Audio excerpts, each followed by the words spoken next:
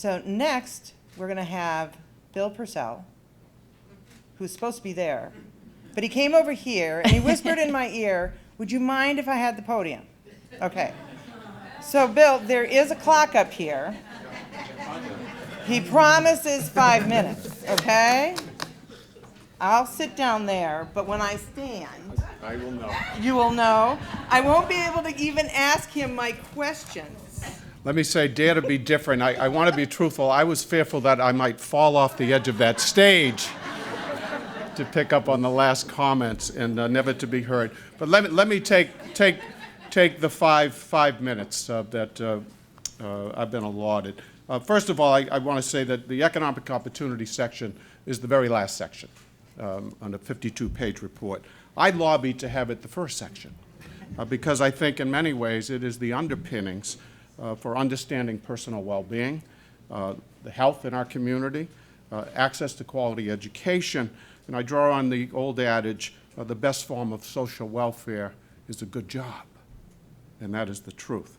No one can argue with this, and I want to say a picture is worth 1,000 words. This landscape is changing dramatically, and it's fitting that we would meet in this space because I think this photo represents this valley reinventing itself, reinventing our economy. Do you know there are 6,000 people that work on this campus alone every day?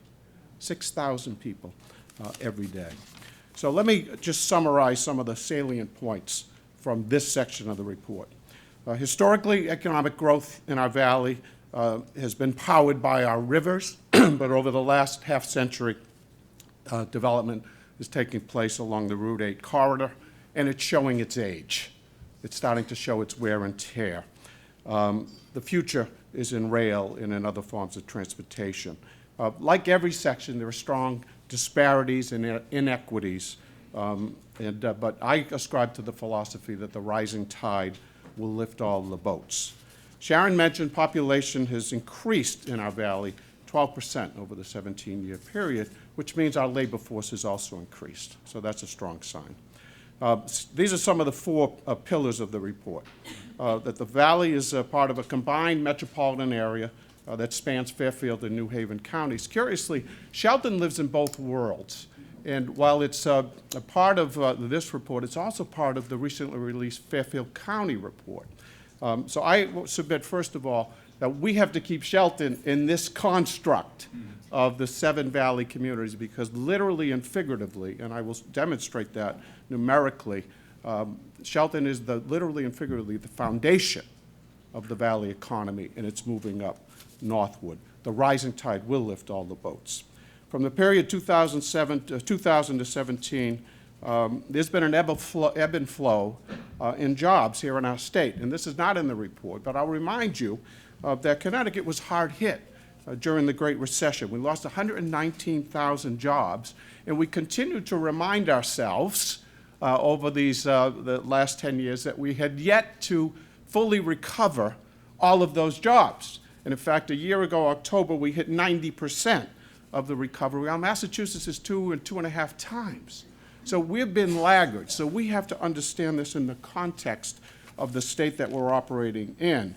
I think it's important to point out, however, that the private sector has fully recovered all the jobs that were lost. Where the gap is, or the delta is on the public side, and that was the leaning of state government. Good news, from 2000 to 2017, the valley communities, 7 communities, had net new job growth of a 2 percentage point increase. Not surprisingly, they were concentrated largely in Shelton and Oxford, although Derby and Ansonia are catching up. Building by building, block by block, these cities are reinventing themselves. This is a surprising statistic. In 2017, it holds true today, 50% of all the jobs in the valley, about 47,000, are here in Shelton. 23,000 jobs in this community. You can see them pouring in down the Route 8 corridor and up from lower Fairfield County. The bad news, to David's point, wages are down.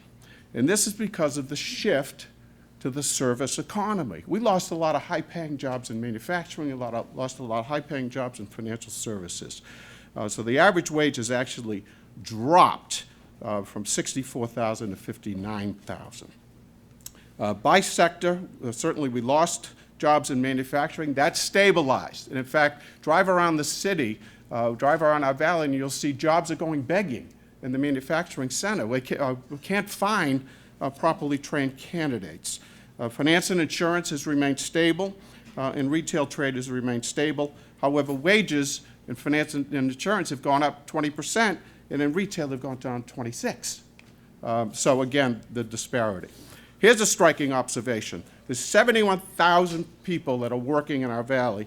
25% of them work in the valley. So gone are the days when you live next to the plant. There's no rhyme or reason to commuting patterns anymore. So 21% are in Greater New Haven, 18% in Greater Bridgeport, 6% are leaving the state of those 71,000. Transportation is key. 90% of our residents have access to a car, 10% don't. So public transportation is important for many. Anecdotally, a couple of things. A few years ago, we helped to institute an express run from downtown Bridgeport up to Bridgeport Avenue. Used to take 50 minutes. Now it's 12 minutes. And those folks are relying on that critical link.